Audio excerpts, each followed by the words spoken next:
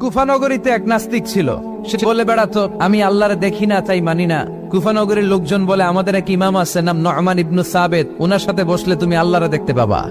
সে বলে, তাই তাহলে তোমাদের ইমামকে ডাকো।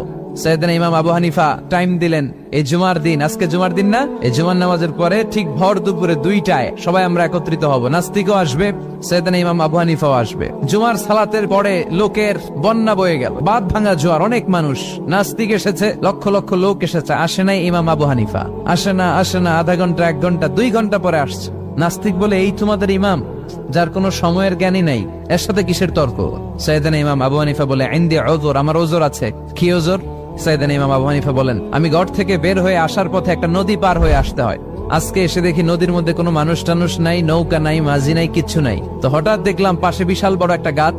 এই গাছটা এমনি এমনি 2 ভাগ হয়ে গেল। হঠাৎ গাছ থেকে এমনি এমনি লম্বা তক্তা হয়ে গেল। এমনি এমনি তক্তাগুলো জোড়া লেগে নৌকা হয়ে গেল। আর নৌকা আমার সামনে আসলো, মাঝি ছাড়া, লগি বৈঠা ছাড়া। আমি নৌকায় যেয়ে বসলাম, নৌকাটা আমার নিয়ে টান দিয়ে সাঁ করে ওপারে নিয়ে গেল। তো এই যে এই কাজগুলো আর প্রসেসিং গুলো হতে আমার 2 ঘন্টা সময় লেগেছে। নাস্তিক কয়, তবে ইমাম গাঞ্জা খাইছে, মাথার তার ছিঁড়া গেছে, নাহলে কোনো সুস্থ মানুষ কথা বলতে পারে? এমনি এমনি নাকি গাছ ভেঙে তক্তা হয়, এমনি এমনি নাকি তক্তা লেগে নৌকা হয়, এমনি এমনি নাকি মাঝি ছাড়া নৌকা চলে? সাইয়েদনা ইমাম আবু হানিফা বললেন, এই তো আপনি লাইনে চলে আসছেন।